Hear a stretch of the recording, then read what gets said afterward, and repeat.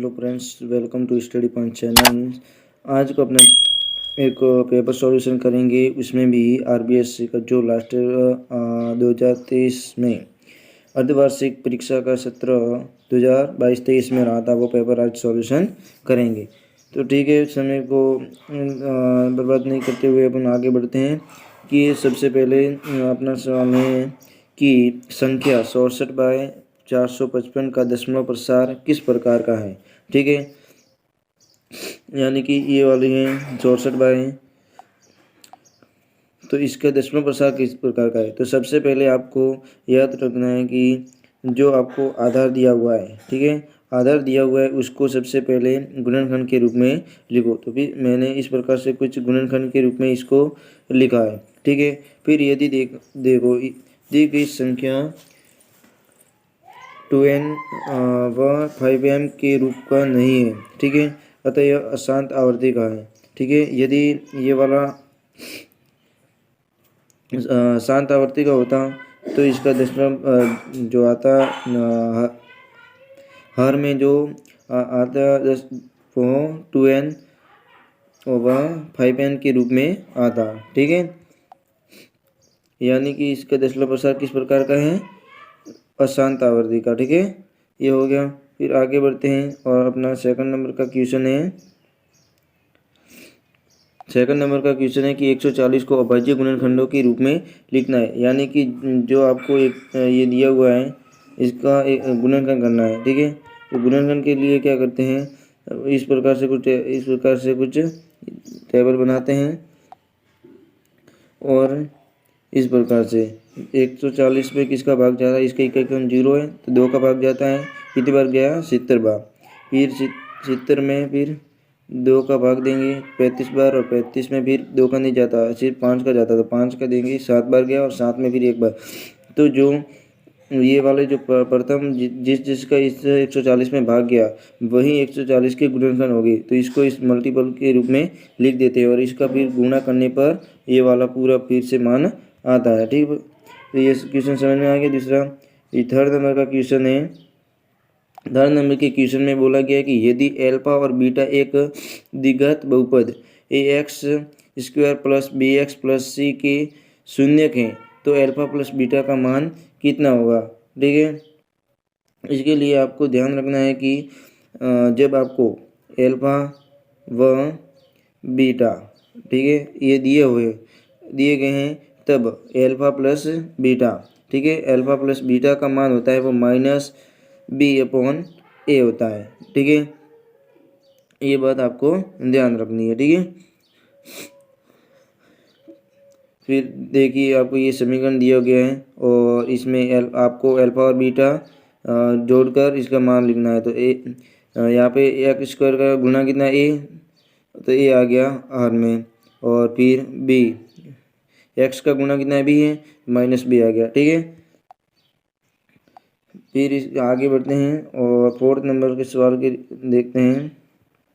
Number सवाल में आपको बोला गया है कि समांतर श्रेणी कुछ इस प्रकार से 3, 5, 7, 9 का प्रथम पद और सार्वंतर ज्ञात कीजिए। ठीक है, आपको सबसे पहले ये कोई समांतर श्रेणी इस प्रकार से दी गई है, आपको इसमें से प्रथम पद व सार्वंतर ज्ञात करना है। तो जो पद जो आपको दी गई है एपी यानी समांतर श्रेणी, एक एपी का मतलब समांतर श्रेणी। ठीक है, तो प्रथम पद तो वही हो जाएगा जो प्रथम पद है। ठीक है, ये हो गया प्रथम पद और इसको ए से नोटिस करते हैं। ठीक है, और तो ये प्रथम पद कितना हो गया, 3। फिर आगे बढ़ते हैं और आपको सार्वंतर बोला गया, तो सार्वंतर को डी से नोटिस करते हैं। और सार्वंतर के लिए आप ध्यान रखना कि सबसे पहले आपको जो ये समांतर श्रेणी दी गई है कोई भी पद ले लो, जैसे मान लो कि मैं 9 ले लेता हूँ और 9 से जस्ट पहले क्या है, 7 है, तो 9 - 7 करने पर जो आएगा, जैसे 9 में 7 कितना 2 आ गया, 2 इसका सार्वंतर हो गया। ठीक है, इसी प्रत्येक के लिए ये आएगा। ठीक है, आप देखो जैसे मान लो कि 7 ले लिया तो 7 और इससे जस्ट पहले कितना है 5, तो 7 - 5 कितना आ जाएगा, 2 आ जाएगा। ठीक है, तो 2 ये हमेशा समान ही रहता है और सार्वंतर किसी भी अंक से आप जो बाद वाला है उसमें से जो इससे पहले जस्ट है वो उसको घटा दिया जाता है। ठीक है, तो ये सार्वंतर आ जाएगा, यानी कि इसका सार्वंतर कितना आ गया, 2 आ गया। ठीक है, अब क्वेश्चन नंबर 5 की ओर बढ़ते हैं। तो 5 क्वेश्चन आपको दिया गया है कि एक वर्त के बाह्य बिंदु से वर्त पर खींची गई अधिकतम स्पर्श रेखाओं की संख्या कितनी होती है। ठीक है,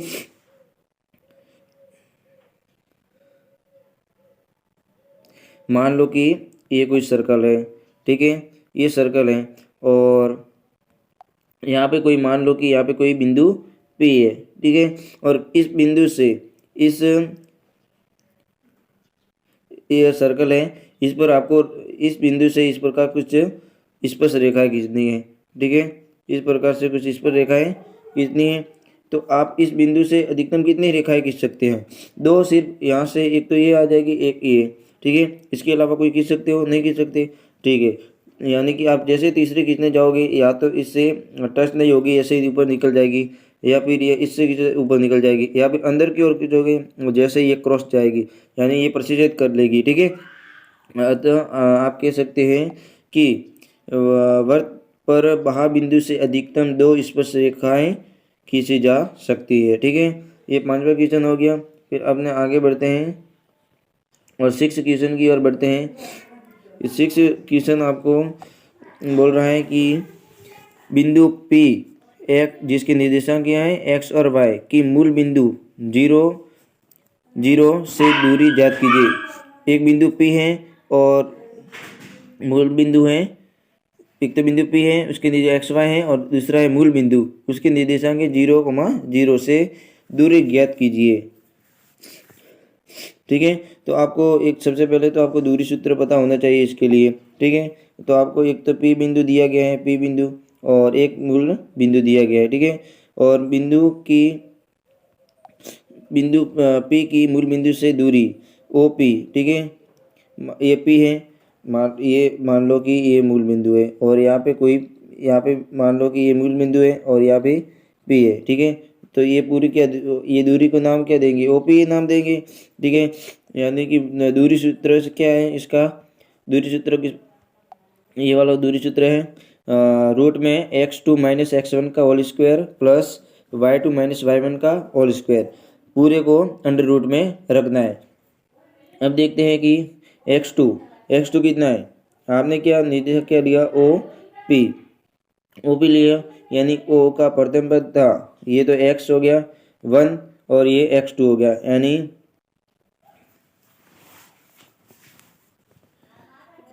x2 बराबर कितना है, बिंदु P से दूरी, सॉरी। ठीक है, P से मूल बिंदु की दूरी ज्ञात करनी थी। ठीक है, ये आपने क्वेश्चन में एक बार पढ़ना।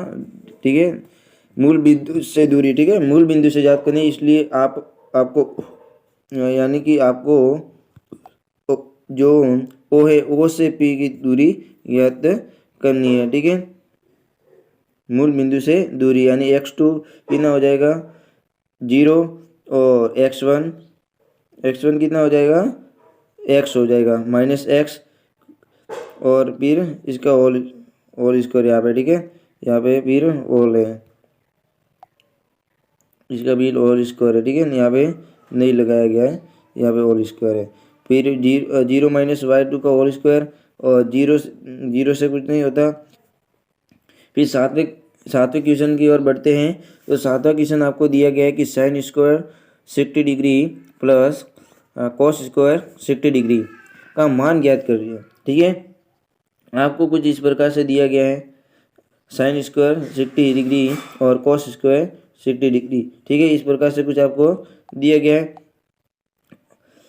तो आपको पता है कि रूट में साइन स्क्वायर 60 का मान कितना होता है, √3/2 होता है, तो √3/2 हो गया, और फिर आपको स्क्वायर भी दिया हुआ है, साइन का स्क्वायर भी दिया गया है, तो ये साइन का स्क्वायर हो जाएगा। फिर cos 60 का डिग्री का मान कितना होता है, 1/2, और फिर cos का स्क्वायर है तो स्क्वायर हो गया। ठीक है, यानी फिर यहाँ पे देखो √3 है वो स्क्वायर होगा, तो क्या रूट हट जाएगा तो 3 आ गया, और नीचे 2 है तो 2 का स्क्वायर कितना 4 हो जाएगा, यानी 3/4 हो जाएगा। और फिर 1/2 है तो 1 का स्क्वायर 1 ही हो जाएगा, और 2 का स्क्वायर 4 हो जाएगा, ठीक है। और फिर इन दोनों का एलसीएम लेते हैं। इन दोनों का फिर एलसीएम लेने के बाद देखो एलसीएम क्या आ जाएगा, 4 आ जाएगा एलसीएम, एलसीएम 4 आ जाएगा। और यहाँ से फिर इसके डिवाइड करेंगे 4 से, तो कितना आ जाएगा 1, और 1 को ऊपर वाले से इस प्रकार यहाँ इससे मल्टीप्लाई करेंगे तो कितना आएगा 3। और फिर जोहर में 4, 4 का फिर से 4 से डिवाइड करेंगे तो 1 आ जाएगा, और 1 का फिर वापस से इससे गुणा करेंगे तो कितना आ जाएगा 1 आ जाएगा। यानी कि ये कितना हो गया टोटल 1 प्लस 3 प्लस 1 कितना हो गया 4, और नहीं कि 4/4 हो गया, ठीक है। ठीक है 3/4 प्लस ये हो गया 3 + 1 + 4 बराबर हो गया 4/4, यानी 4/4 कितना आ रहा है 1 आ रहा है, यानी कि इसका आंसर कितना प्राप्त हो रहा है 1 प्राप्त हो रहा है, ठीक है। आगे बढ़ते हैं, फिर आगे बढ़ते हैं। देखो फिर आपको 8वां क्वेश्चन दिया गया है कि एक ठोस अर्धगोले का संपूर्ण पृष्ठीय क्षेत्रफल ज्ञात करने का सूत्र लिखिए, ठीक है। एक ठोस गोला है वो, ठीक है। मान लो कि ये एक पूरा गोला है, ठीक है, ये पूरा भरा हुआ है। फिर मान लो कि इसको यहाँ से काट दिया जाता है, ठीक है। तो ये किस प्रकार से, कुछ इस प्रकार से आकृति बन जाती है, ठीक है। ये कुछ इस प्रकार से आगे ठोस अर्धगोले का संपूर्ण पृष्ठीय क्षेत्रफल ज्ञात करना है। तो पूरे का कितना होता है, पूरे का होता है 2 संपूर्ण पृष्ठीय 2 नहीं 4πr², ठीक है। ये पूरा है, इसको मान लो कि यहाँ से काट दिया जाता है, ये गोला है, ठीक है।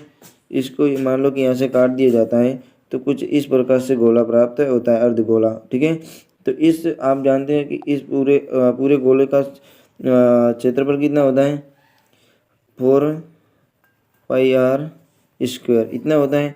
अब ये अर्धगोला है तो अर्धगोले के लिए कितना होगा, इसके लिए देखो एक तो ये आधा इसका हो जाएगा, यानी कितना हो जाएगा, एक तो 2πr, ये जो सतह है गोल गोल ये वाला हो जाएगा 2πr, ये हो जाएगा। फिर प्लस में ये जो ऊपर वाला एरिया है, ठीक है, ये ऊपर वाला एरिया भी तो इसका तो रहेगा, ठीक है। तो ये भी एक सर्कल बना रहा है, तो प्लस में सर्कल इस का हो जाएगा πr², ठीक है। यानी कि क्या हो गया, ये तो एक तो 2πr ये हो गया, और एक πr नहीं πr, ठीक है, πr हो गया। यानी कि ये टोटल कितना हो गया आपके, टोटल हो गया ये 2 और 1 ये 3, यानी कि 3πr, यानी अर्धगोले का संपूर्ण पृष्ठीय क्षेत्रफल कितना होता है 3πr², ठीक है। ये हो गया, ये क्वेश्चन 8वां था, ठीक है। और देखो आप यहाँ पे भी लिखा है 3πr², ठीक है। फिर क्वेश्चन 9 की ओर बढ़ते हैं। क्वेश्चन 9 आपको बोल रहा है कि यदि P बराबर, या प्रायिकता संबंधी क्वेश्चन है, ठीक है। P बराबर दिया हुआ है 0.05 है, तो E नहीं की प्रायिकता ज्ञात कीजिए, ठीक है। आपको इसके लिए एक पता होना चाहिए कि PA + PA0 बराबर कितना होता है 1 होता है, ये आपको सूत्र पता होना चाहिए। ए का मतलब कोई जो होने की प्रायिकता है, ठीक है। यहाँ पे कोई भी अल्फ़ाबेट आ सकता है, ठीक है। और जो अल्फ़ाबेट होगा उसका ऊपर बार लगा दिया जाता है, और बार का मतलब होता है कि नहीं, ठीक है। यहाँ पे होगा PA के आने की प्रायिकता, और यहाँ पे PA के नहीं आने की प्रायिकता। ये सूत्र आपको याद होना चाहिए, ठीक है। तो आपको दिया तो गया है कि P बराबर इतना है, और P दिया गया है, और P0 आपको P0 ज्ञात करना है, ठीक है। और वी नो दैट, हम जानते हैं कि PE + PE0 बराबर होता है 1 होता है, ये जानते हैं। तो PE आपको ज्ञात करना है, तो यहाँ पे क्या ये जो ये वाला पार्ट है इस तरफ जाएगा तो क्या माइनस में हो जाएगा, ठीक है। तो ये वाला पार्ट इस तरफ क्या माइनस हो गया। फिर ये 1 - पी हो गया, और पी का मान कितना दिया गया है 0.05 दिया गया है, और 1 में से 0.05 घटाएंगे तो कितना आएगा 0.95 इतना आ जाएगा, यानी कि आपका पी नहीं होने की प्रायिकता कितनी आएगी 0.95। ठीक है, ये हो गया। फिर आगे क्वेश्चन 10 की ओर बढ़ते हैं। 10 नंबर का क्वेश्चन आपसे कह रहा है कि एक थैले में 3 लाल और 5 काली गेंद है। इस थैले में से एक गेंद यादृच्छिक निकाली जाती है। इसकी प्रायिकता क्या है कि गेंद लाल हो। ठीक है, आपको बोला गया है कि एक थैला है। ठीक है, मान लो कि ये कोई एक थैला है, उसमें लाल गेंद है 3 है। लाल गेंद कितनी है 3 गेंद लाल है। मान लो कि 1 2 और ये 3, ये गेंद 3 लाल होगी। फिर काली गेंद 5 है। ठीक है, ये काली गेंद कितनी है 5 है। मान लो कि 1 2 3 4 5, ये काली गेंद है। यानी अब टोटल देखो इस बॉक्स में पूरी थैले में कितनी टोटल गेंद कितनी हो गई 3 लाल और 5 काली, 8 गेंदें हो गई, यानी कुल गेंदें। ठीक है, कुल गेंदें कितनी हो गई, कुल गेंदें तो 8 हो गई। ठीक है, कुल गेंदें 8 हो गई, कुल गेंदें 8 हो गई। अब प्रायिकता का सूत्र आप जानते हैं कि प्रायिकता पी ए क्या होता है अनुकूल परिणाम। ठीक है, अपने पक्ष की घटनाएं और टोटल कितनी घटनाएं। ठीक है, आप किसकी प्रायिकता ज्ञात करना है, वो तो होती है अनुकूल परिणाम, यानी अपने पक्ष की घटनाएं और अपने पक्ष की और विपरीत की दोनों को मिलाकर कुल परिणाम होते हैं, वो विपरीत परिणाम होते हैं, वो कुल परिणाम कहलाते हैं। ठीक है, मान लो कि प्रायिकता पी अनुकूल परिणाम बटा कुल परिणाम होता है। अब आपको प्रायिकता चाहिए कि लाल गेंद आने की प्रायिकता। ठीक है, तो टोटल कितने परिणाम थे 8 थे, तो 8 को नीचे रखना है। और फिर लाल गेंद, तो लाल गेंद कितनी थी 3 गेंद थी लाल गेंद, तो 3 गेंद यानी कि लाल कितनी बार संभावना कितनी है 3 आ सकती है। ठीक है, लाल गेंद आने 3 है, यानी 3/8 इसकी प्रायिकता हो जाएगी।